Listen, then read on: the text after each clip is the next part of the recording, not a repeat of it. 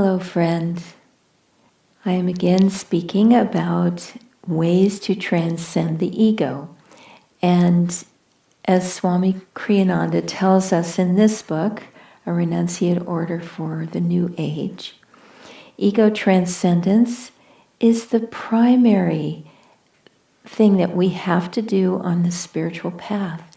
We have to stop seeing ourselves as better than others, as different than others, as anything other than this vast oneness of life that is God. Behind everything, there is that one.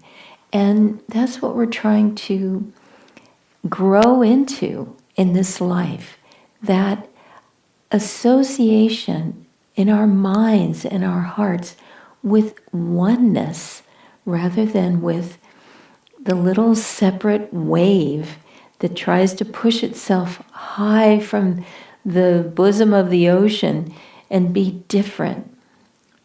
We want to be like the saints, very, very close to the ocean, not trying to push ourselves high and become different and self-important, but we want to rest on the bosom of the ocean in oneness with that ocean of God. And so, as I was saying yesterday, Swami Kriyananda gives us some very ordinary situations that come up in our lives that can help us to feel that ego asserting itself, and we can learn to control it and to restrain it, and to, instead of defining the ego and being pushing the ego forward, we can instead start to lift that energy up into transcendence.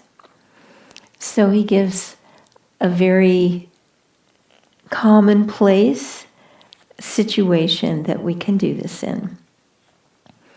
When someone praises you, consider before you respond whether even a modest disclaimer of worthiness may not make you appear to be slighting his opinion or his good taste. If, for example, someone compliments you on how nicely you are dressed, don't reply with a deprecating laugh, "What, these old rags?" It would be far better simply to thank him. Or again, if he compliments you for something you've done, answer him, "Thank you, though your praise belongs to God, who alone is the true doer." So again, Swami is cautioning us to be centered in the self, not to be flippant, not to be facetious, not to be self-deprecating, but instead to respect others. Swami was often fond of saying that this gesture in India means my soul bows to your soul. And it's a beautiful way of mutual respect, of appreciating the other person's equality. And so let us, as we go through our daily lives, take the moment, as Swami says, before you respond to other people, be very centered in that higher self, and don't be flippant and just dismissive of people's compliments or of their criticisms.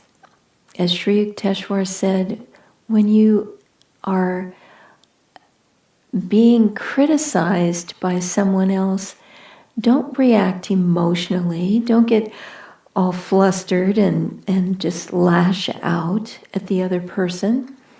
Instead, before you respond, think, be centered in the self.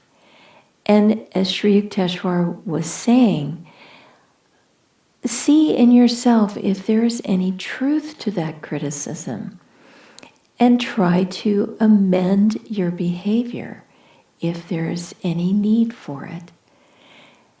We have to think more impersonally of ourselves and not take things so personally. Instead, think of what is the truth and let that be the guiding force, not emotional reactions to either being puffed up by praise or being angered by criticism. We have to get beyond those feelings, those, we can say, juvenile feelings. Learn to be an adult. As Sri Yukteswar also said, we need to learn to behave. And in this way, we start to transcend the ego, which is what holds us back from oneness with God.